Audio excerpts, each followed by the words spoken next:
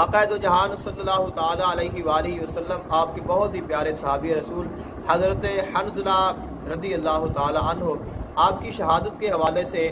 آپ کی شہادت بیان کرنے میں جو کمی بیشی کی جاتی ہے اور اس کے ساتھ ایک ابہام پیدا ہو جاتا ہے اور بیان یہ کیا جاتا ہے کہ حضرت حنظلہ رضی اللہ تعالیٰ عنہ آپ کی شب زفاف تھی، آپ کی شادی ہوئی تھی اور شادی کی پہلی رات تھی اور آپ مصروف عمل تھے اور آپ کے کانوں میں آواز آئی کہ ہم نے جہاد پہ جانا ہے، تو آپ اسی صورت میں ہی آپ اپنے گھر سے نکل گئے اور آپ نے غسل بھی نہ کیا اور پھر آپ اسی حالت میں جا کر شہید ہو گئے، جس کے بعد آپ کو اللہ تعالیٰ کے حکم سے فرشتوں نے غسل دیا، جس کے بعد آپ کو غسیل الملائکہ کا آقا علیہ السلام نے لقب عطا فرمایا۔ اس واقعے میں ایک دو ابہام ہے، ایک تو یہ ہے کہ آقا علیہ السلام اس جہاد پر غزوہ احد پر پہلے سے ہی سفر میں جا چکے تھے، اور دوسری بات یہ ہے کہ اگر اسی دن ہی اعلان ہوتا، چونکہ آپ تو پہلے جا چکے تھے اس سفر پر، تو اس لیے اسی دن کا اعلان جو ہے کہ آپ رات مصروف عمل تھے اور آپ نے اعلان سنا، اس میں بھی ابہام ہے۔ لیکن اس کے بعد اگر ایسا ہی ہو کہ اسی دن ہی آقا علیہ السلام نے اعلان کروایا اور آپ چلے گئے، پھر اس پہ یہ آتا ہے کہ یہ تو رات کا عمل ہے، تو پھر آپ جو ہے فجر کی نماز آپ نے نہیں پڑھی کہ آپ بغیر فجر کی نماز پڑھنے کے، بغیر فرض ادا کیے ہی آپ جہاد کے نکل گئے، تو بالکل ایسا بھی نہیں ہے، کیونکہ اسی دن آپ نے اور آپ کی زوجہ محترمہ دونوں نے فجر کی نماز پڑھی تھی۔ تو اصل میں جو حقیقت ہے اور صحیح واقعہ ہے وہ یہی ہے کہ آپ کی اس دن شادی تھی، رات آپ نے ایسے ہی گزاری جیسے ہر کسی کی ہوتی ہے، اور آپ اور آپ کی زوجہ محترمہ وہ فجر کی نماز کے لیے بیدار ہوئے، فجر کی نماز پڑھی، اور فجر کی نماز پڑھنے کے بعد پھر اپنے کام میں مشغول ہو گئے، اور اس کے بعد جب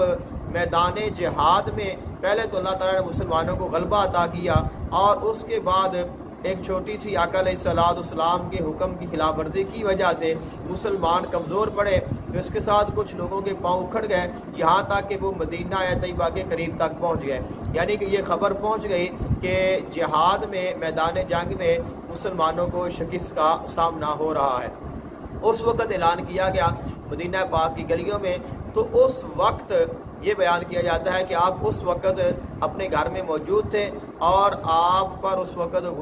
غسل جنابت جو تھا وہ واجب تھا، اور آپ غسل کرنے کے لیے غسل کی جگہ پر گئے تھے اور آپ نے اپنے سر پر پانی بھی ڈال لیا تھا، غسل کر رہے تھے اور اپنے سر پر پانی ڈالا تھا، لیکن اسی وقت آپ کو جہاد کی جو ہے وہ آپ کو آواز سنائی دی گئی کہ وہاں پہ مسلمانوں کی ضرورت ہے اور مسلمانوں کو کمزوری کا سامنا ہے۔ تو اسی وقت پھر آپ نے غسل کرنا بھی گوارا نہ کیا کہ اگر میں غسل کروں گا تو دیر ہو جائے گی، تو پھر آپ فوراً سے بھی بیشتر آپ میدان جہاد کے لیے نکل گئے اور جا کر آپ نے آقا علیہ السلام کے ساتھ اور مسلمانوں کے ساتھ جہاد میں حصہ لیا، جس کے نتیجے میں آپ کی شہادت واقع ہو گئی، اور اس کے بعد پھر فرشتوں نے آپ کو اللہ کے حکم سے غسل دیا۔ کے پانی کا بھی ذکر ہے آقا علیہ السلام کے فرمان کے مطابق، اور بادلوں کے پانی کا بھی ذکر موجود ہے، تو فرشتوں نے آپ کو آسمانوں پر غسل دیا، جس کے بعد آپ کو غسیل الملائکہ کا لقب عطا کیا گیا۔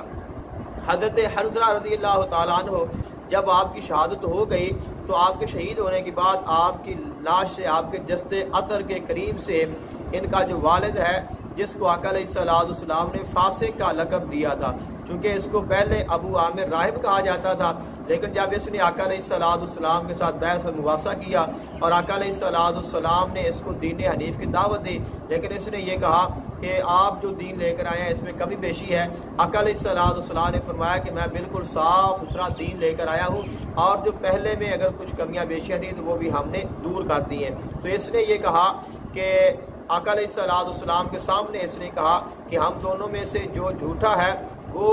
غریب الوطن اور ذلیل ہو کر مرے، تو آقا علیہ السلام نے فرمایا آمین۔ اس کے بعد اس نے کہا کہ جب تک میں زندہ رہوں گا میں تمہارے مخالف ہی رہوں گا اور ہر حال میں میں مسلمانوں کی مخالفت کرتا رہوں گا۔ تو آقا علیہ السلام نے اس کے بعد فرمایا کہ یہ راہب نہیں، یہ فاسق ہے۔ تو یہ جو ابو عامر فاسق ہے، جب اپنے بیٹے کے جسد عطر کے قریب سے گزرا ہے تو اس نے اپنے بیٹے کے جسد کو اس نے پاؤں مارا ہے، اور اس کو جیسے کہ اس کا کوئی بیٹا ہی نہیں ہے، نفرت کے ساتھ،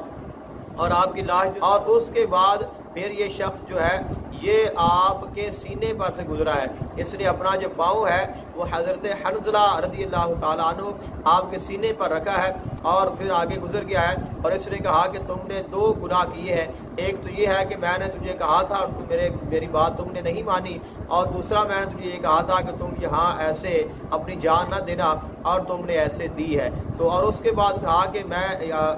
گواہی دیتا ہوں اور مجھے خدا کی قسم ہے کہ تو بہت رحم دل تھا، تو بہت اچھا تھا اور تیرا جو اخلاق ہے وہ بہت اچھا تھا۔ یعنی کہ ایک طرف آپ اندازہ لگا لیں کہ باپ کتنا بڑا اسلام کا دشمن ہے، اور یہاں تک کہ اتنی دشمنی ہے کہ اپنے بیٹے کو اس نے پاؤں مارا ہے، اور اس کے بعد اس کے جو سینہ ہے اس کے اوپر پاؤں رکھ کر گزرا ہے اور اس کو کہہ رہا ہے کہ تو نے میری نافرمانی کی ہے، لیکن اس کے ساتھ ہی ان کی رحم دلی، ان کی خوش اخلاقی کی بھی وہ گواہی دے رہے ہیں۔